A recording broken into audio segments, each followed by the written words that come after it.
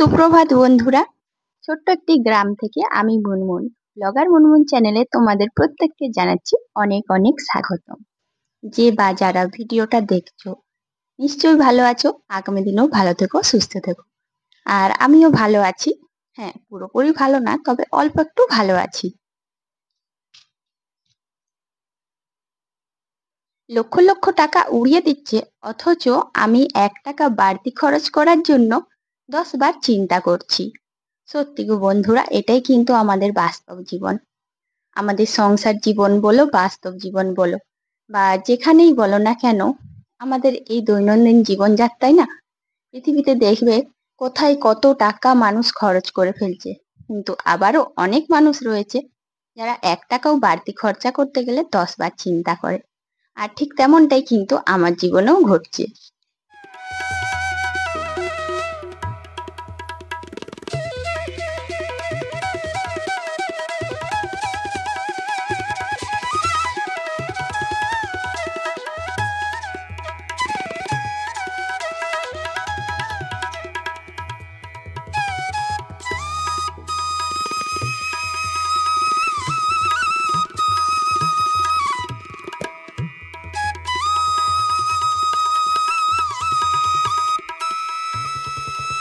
যেহেতু আমি গ্রামে থাকি, আমার জীবনযাত্রা গ্রাম্য গৃহবধূর মতো। আর গ্রাম্য গৃহবধূর মতনই আমি কিন্তু সমস্ত দিকটাই মেনটেন করে চলি। তো দেখো, আমি কিন্তু চুলে অন্যান্য অনেকেই যেটা করে যে পার্লারে গিয়ে বিভিন্ন হেয়ার কাট করে, তারপরে সেটাতে আবার বিভিন্ন রকম মানে অনেক রকম সিস্টেম থাকে যেগুলো আমি ঠিকঠাক জানিও না, তাই বলতেও পারছি না। তো চুলের মধ্যে এমন ভাবে কালার করে বা চুলটাকে কুঁচকানো করে বা সজা করে, অনেক রকম রয়েছে যেগুলোর নাম অজানা। আর সেগুলো জানিও না, আর সত্যি বলতে ইচ্ছেও নেই। আসলে কি বলতো, সাধারণভাবেই না পরিবেশের সঙ্গে মানিয়ে নিতে চেষ্টা করি, তাই আমি যেরকম সেরকমই থাকতে চেষ্টা করি। আমি মনে করি যে নিজের পেছনে অযৌক্তিক টাকা খরচ করার কোনো প্রয়োজন নয়। তাই জানো তো, এরকম যেমন চুল আছে ঠিক সেইভাবেই আমি থাকি। শুধু ওই যে যখন প্রয়োজন পড়ে একটু খাঁটি নারিকেল তেল নিয়ে নিই, ব্যাস। এটাই কিন্তু আমার চুলের যত্ন নেবার একমাত্র প্রধান উপাদান। তো দেখো বন্ধুরা, চুলটাতে একটু তেল নিয়ে নিলাম। আসলে অনেকদিন চুলে তেল নেওয়া হয়নি, আর ভাবলাম যে কালকে আমি একটু শ্যাম্পু করব, সেই জন্য চুলে তেল নিলাম। আর জানো তো, চুলে এমন ভাবে তেল নিয়েছি যেন চুলের গোড়াতে তেলটা যায়, আর এতে করে চুলগুলো ভালো থাকে, চুলগুলো উঠে না। আর এখন তো প্রত্যেকেরই জানো খুব চুল উঠছে, যদিও আমারও উঠতো, এখন একটু কম। তো যাই হোক, তোমাদের সাথে অনেকক্ষণ বকবক করলাম। তো যে বা যারা বন্ধুরা আমার ভিডিওটা দেখছো, যেখান থেকে দেখছো, প্লিজ পুরো ভিডিওটা দেখো আর কমেন্ট করে বলো ভিডিওটা কেমন লাগছে। তো দেখো, বাসি কাজ করলাম, তারপর ঘর দুয়ার মুছে নিয়েছি। আর কালকের একটু দেখো আটা ছিল। আসলে কালকে যে রুটিটা করব বলে ঠিক করেছিলাম, হঠাৎ করে শরীরটা অসুস্থ হয়েছে, তাই জানো তো রুটিটা করা হয়নি। আর সেই জন্য আজকে সকালে ভাবলাম যে সেই তো জলখাবারের জন্য কিছু করতেই হয়, আর তাই রুটিটা করে দিই, তাহলে আর জলখাবারে মুড়িটা নষ্ট হবে না। সেই জন্য রুটি করে দিচ্ছি, আর ভাবছি একটু আলু ভাজা করব। তো প্রিয় বন্ধুরা, কালকে আমি যে ভিডিওটা পোস্ট করেছিলাম সেখানে কিন্তু এক দিদিভাই কমেন্ট করেছে, পূজা দাস লাইফস্টাইল ব্লগ।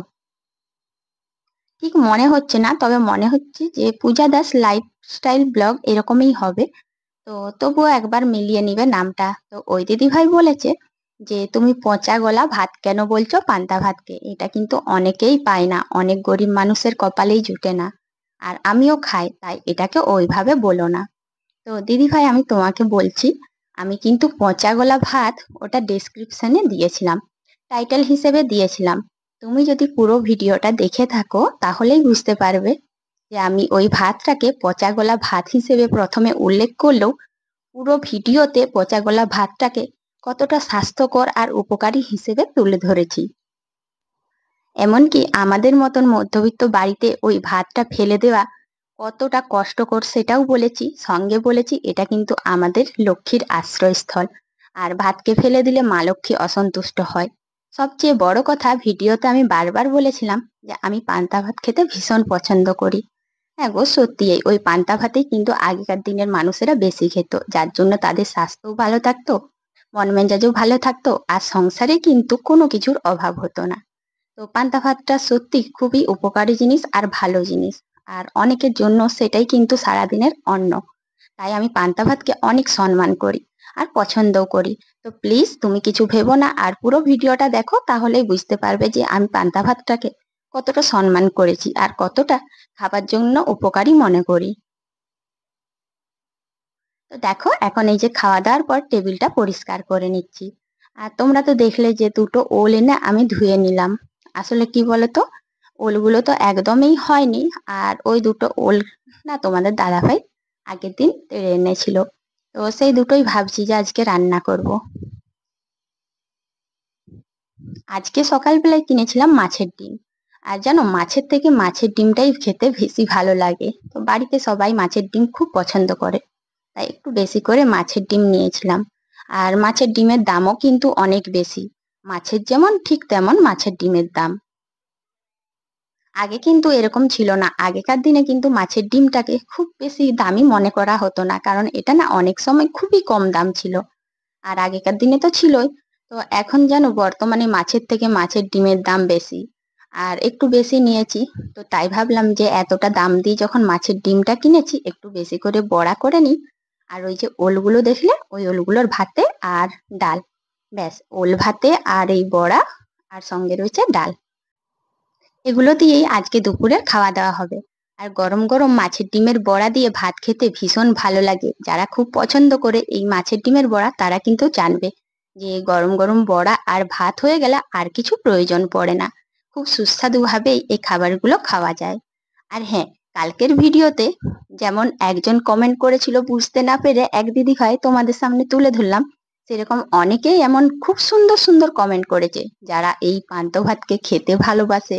এমনকি ভাতগুলো ফেলে দিলে ঘরে লক্ষ্মী অসন্তুষ্ট হয় এটাও বলেছে। আর সেই সঙ্গে অনেকে খুব খুব পছন্দ করে আর অনেকের প্রিয় খাবার। তো যারা যারা সুন্দর কমেন্ট করেছো তাদের জন্য অনেক ধন্যবাদ। আর পূজা দাস দিদি ভাইকেও অনেক ধন্যবাদ গো আমার ভিডিওটা দেখার জন্য। মাছের ডিমের বড়াগুলো ভেজে দিয়ে এই যে যে জামা কাপড়গুলো কিছু মিলতে বাকি ছিল সেটা মিলে দিচ্ছি। আসলে কি হয়েছে বলতো, স্নান করার পর যেন আমার জামা কাপড়টা মিলতে ভুলে গেছিলাম আর সোজা চলে এসেছিলাম রান্নাঘরে। কিছু কিছু সময় হয় জানো, যে নিজেদের জিনিসের প্রতি কেয়ার থাকে না, নিজের প্রতি কেয়ার করে না, ঠিক তেমনই। এতই তো জামা কাপড় কাচলাম মিললাম, কিন্তু নিজের জামা কাপড়টা সেটা কিন্তু স্নান করার পর আর মেলা হয়নি। তাই ওই যে রান্নাটা এগিয়ে দিয়ে এখন চলে এসেছি সকালের কাচা ধোয়া জামা কাপড় তুলতে আর আমার ভিজেগুলো মিলতে।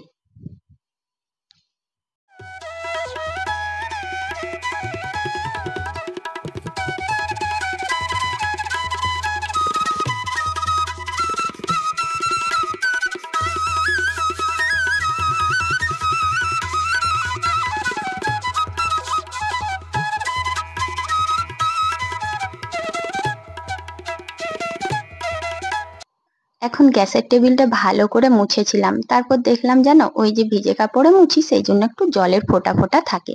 তাই শুকনো কাপড় দিয়ে ভালো করে মুছে নিচ্ছি। আমি যখনই গ্যাসের টেবিল পরিষ্কার করি, গ্যাস পরিষ্কার করি, তখন জানো তো ভিজে কাপড় পরিষ্কার করার পরও একবার শুকনো কাপড়ে করি। আর শুকনো কাপড়ে পরিষ্কার করলে কি হয় বলতো, ওই ভিজে ভিজে ভাবটা যেটা থাকে, ফুটি ফুটি ভাব, সেগুলো চলে যায়। আসলে কি বলতো, আমাদের কাছে না ছোট্ট ছোট্ট জিনিসগুলো অনেক মূল্যবান আর সেগুলোকে আমরা যত্ন করে রাখতে চাই।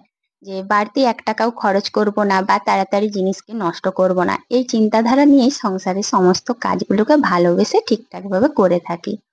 এখন জামা কাপড় কিছু তোলা ছিল আর আগের দিনেরও কিছু জমা করা ছিল, সেইগুলো ভালো করে গুছিয়ে আলনাতে রেখে দিচ্ছি।